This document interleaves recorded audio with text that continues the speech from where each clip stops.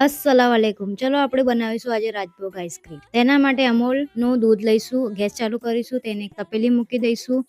તપેલીમાં દૂધ ઉમેરી તેને ઉકળવા દઈશું અને તેને ઉકળવા દઈશું. પછી એમાં ટોસ નાખી દઈશું 5 થી 6 નંગ અને એમાં નાખીશું કાજુ, બદામ, પિસ્તા અને ઇલાયચી. મોરસ નાખી દઈશું. પછી તેને સારી રીતે ઉકળવા દઈશું અને ઘટ થઈ જાય ત્યાં સુધી તેને થવા દઈશું. પછી એને ઠંડુ કરી લઈશું અને મિક્સર જાર લઈ લઈશું. મિક્સર જારમાં અમૂલ ફ્રેશ ક્રીમ નાખી દઈશું. જે મિક્સર આપણે તૈયાર કર્યું હતું તે ઉમેરીશું. પીસી લઈશું અને મસ્ત આવી રીતે પીસાઈ જાય પછી તેને એર કન્ટેનર બાઉલ લઈશું અને તેને અંદર કાજુ, બદામ, પિસ્તા અને તૂટી ફ્રૂટી નાખીને થોડું મિક્સ કરી લઈશું, જેથી દરેક બાઈટમાં આપણે તૂટી ફ્રૂટી અને કાજુ બદામનો સ્વાદ આવે. પછી ફરીથી એને ગાર્નિશિંગ કરી લઈશું. કાજુ, બદામ, પિસ્તા અને તૂટી ફ્રૂટી નાખી દઈશું. પછી એને 6 થી 8 કલાક સુધી ઠંડુ થવા દઈશું અને તૈયાર છે આપણી રાજભોગ આઈસ્ક્રીમ.